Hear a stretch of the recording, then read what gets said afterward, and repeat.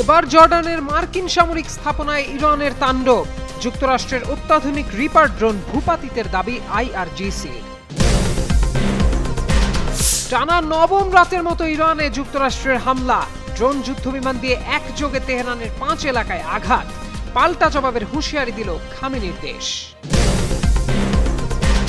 ইরানের পাহাড় ঘেরা সুড়ঙ্গ রহস্যে ঘুম হারাম যুক্তরাষ্ট্রের, লড়াইয়ের আড়ালে পিক এক্স মাউন্টেনে নজর ওয়াশিংটনের, যে কোনো সময় হামলার শঙ্কা। বিশ্বকাপ দেখে ফিরেই ইরানে হামলা নিয়ে ট্রাম্পের করা বার্তা, মধ্যপ্রাচ্যে 3 মার্কিন সেনা হত্যার প্রতিশোধে ফুঁসছে ওয়াশিংটন, অভিযান অব্যাহত রাখার ইঙ্গিত। ককরোচ পার্টির বিক্ষোভে উত্তাল দিল্লি, লং মার্চ টু পার্লামেন্টে মানুষের ঢল, শিক্ষামন্ত্রীর পদত্যাগের দাবি।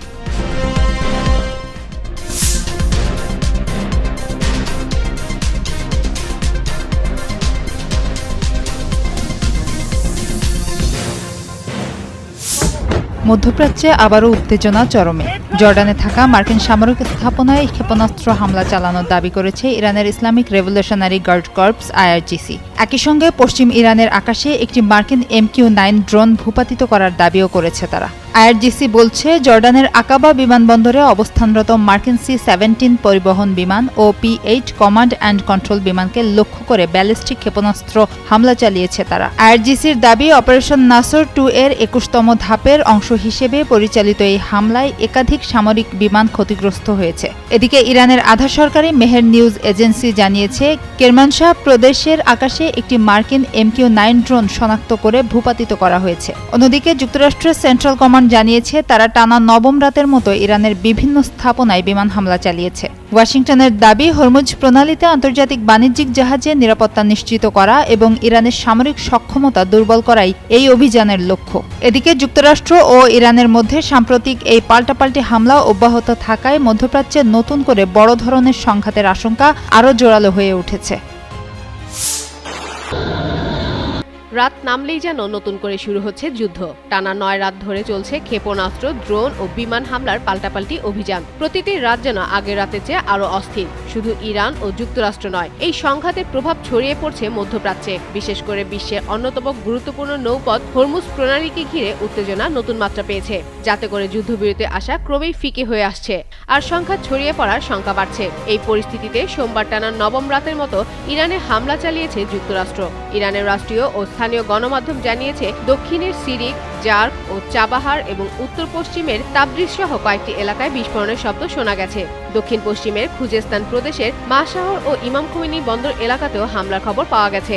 যুক্তরাষ্ট্রের সামরিক বাহিনী জানিয়েছে, হরমুজ প্রণালী দিয়ে চলাচলকারী বাণিজ্যিক জাহাজের নিরাপত্তা নিশ্চিত করতে এবং ইরানের সামরিক সক্ষমতা দুর্বল করতেই এসব হামলা চালানো হয়েছে। অন্যদিকে পাল্টা জবাবের হুঁশিয়ারি দিয়েছে ইরান। দেশটির গণমাধ্যমের দাবি, লোরেস্তান প্রদেশ থেকে অঞ্চলে থাকা মার্কিন সামরিক স্থাপনাগুলোর দিকে নতুন করে ক্ষেপণাস্ত্র ছোড়া হয়। এদিকে কুয়েত জানিয়েছে, তারা আবারও ড্রোন হামলার মোকাবেলা করেছে। বাহরাইন ও জর্ডানেও বিমান হামলার সতর্ক সংকেত বাজানো হয়েছে এবং পাশাপাশি জর্ডানের সেনাবাহিনী 3টি ইরানি ক্ষেপণাস্ত্র ভূপাতিত করার দাবি করেছে। সংঘাতের মধ্যে হরমুজ প্রণালীতে জাহাজ চলাচল নিয়েও উত্তেজনা বেড়েছে। যুক্তরাষ্ট্র ইরানি বন্দরের ওপর নৌ অবরোধ জোরদার করার কথা বলছে, আর ইরান অভিযোগ করেছে, তাদের সতর্কতা অমান্য করে চলাচল করা কয়েকটি জাহাজের বিরুদ্ধে ব্যবস্থা নেওয়া হয়েছে। মার্কিন সামরিক বাহিনীর তথ্যমতে সাম্প্রতিক ঘটনায় আরও এক মার্কিন সেনার মৃত্যু হয়েছে। এতে যুদ্ধ শুরুর পর নিহত মার্কিন সেনার সংখ্যা বেড়ে 17 জনে দাঁড়ায়।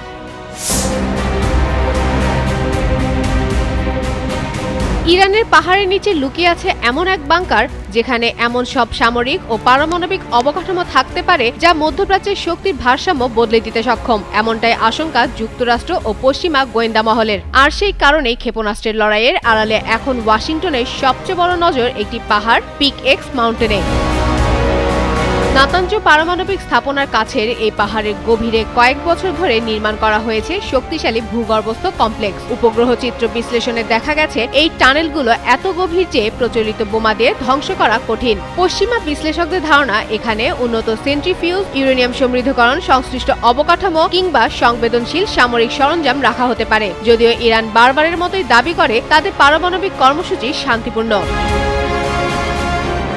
ইরান যুক্তরাষ্ট্র সংঘাতের মধ্যে মার্কিন প্রেসিডেন্ট ডোনাল্ড ট্রাম্পের কঠোর অবস্থানের কেন্দ্রেও রয়েছে এই পাহাড়। সাম্প্রতিক বক্তব্যে তিনি ইঙ্গিত দিয়েছেন, প্রয়োজন হলে ইরানের সবচেয়ে সুরক্ষিত স্থাপনাগুলো হামলার লক্ষ্য হতে পারে, কারণ ওয়াশিংটনের আশঙ্কা যদি এসব স্থাপনা সম্পূর্ণরূপে সচল হয়ে যায় তাহলে ভবিষ্যতে ইরানের পারমাণবিক সক্ষমতা ঠেকানো আরও কঠিন হয়ে পড়বে। তবে প্রশ্ন হলো, ট্রাম্পের এই তৎপরতার পিছনে কি কাজ করছে? নিরাপত্তা উদ্বেগ নাকি ভূরাজনৈতিক আধিপত্যের হিসাব? বিশ্লেষকদের একাংশের মতে যুক্তরাষ্ট্রের মূল লক্ষ্য ইরানকে পারমাণবিক অস্ত্র তৈরির সক্ষমতা অর্জন থেকে বিরত রাখা। অন্যদিকে সমালোচকরা দাবি করছেন মধ্যপ্রাচ্যে কৌশলগত প্রভাব ধরে রাখা এবং ইরানের সামরিক শক্তিকে সীমিত করাও ওয়াশিংটনের বড় উদ্দেশ্য। পাহাড়ের নিচে ঠিক কি আছে তা নিশ্চিত উত্তর আজও কেউ দিতে পারেনি, কিন্তু সেই অজানা বাস্তবতায় ট্রাম্পের হুঁশিয়ারি যুক্তরাষ্ট্রের নজরদারি এবং ইরানকে ঘিরে আন্তর্জাতিক উদ্বেগকে আরও তীব্র করে তুলছে। ফাতেমা ফাতেহ জান, যুগান্তর নিউজ। একের পর এক মার্কিন সেনার মৃত্যুর খবর, আর তার মধ্যেই বিশ্বকাপ ফাইনাল দেখা। এরপর ওয়াশিংটনে ফিরেই ইরানের বিরুদ্ধে আগুন ঝরা বার্তা দিলেন মার্কিন প্রেসিডেন্ট ডোনাল্ড ট্রাম্প। মার্কিন সামরিক বাহিনীর তথ্য অনুযায়ী গত শনিবার ইরাকের উত্তরাঞ্চলে ইরানের হামলায় আরও এক মার্কিন সেনা সদস্য নিহত হয়েছেন। এর আগের দিন জর্ডানে একটি মার্কিন সামরিক ঘাঁটিতে হামলায় প্রাণ হারান 2 সেনা। একই ঘটনায় আরেক সেনা সদস্য এখনও নিখোঁজ রয়েছেন। বিশ্বকাপ ফাইনাল শেষে ওয়াশিংটনে ফিরে ট্রাম্প সাংবাদিকদের বলেন, তারা রোববার রাতে আবারও ইরানের উপর খুব কঠোর হামলা চালিয়েছে। তিনি আরও বলেন, 3 জন মহান দেশপ্রেমিকের সম্মানেই এই অভিযান পরিচালনা করা হয়েছে। মার্কিন সেন্ট্রাল কমান্ড জানিয়েছে, ইরাকে একটি ইরানি হামলাকারী ড্রোন ভূপাতিত করার পর সেটিতে থাকা অবিস্ফোরিত গোলাবারুদের বিস্ফোরণ হলে একজন সেনা নিহত এবং আরেকজন আহত হন। অন্যদিকে জর্ডানে হামলার স্থান থেকে অজ্ঞাত পরিচয়ের মানবদেহের কিছু অবশিষ্টাংশ উদ্ধার করা হয়েছে। এটি নিখোঁজ সেনা সদস্যের কিনা তা নিশ্চিত হতে ডিএনএ পরীক্ষা চলছে। এছাড়াও টানা 9ম রাতের মতো ইরানের বিভিন্ন স্থানে হামলা চালানো হয়েছে বলেও জানায় মার্কিন সেনা সংস্থাটি।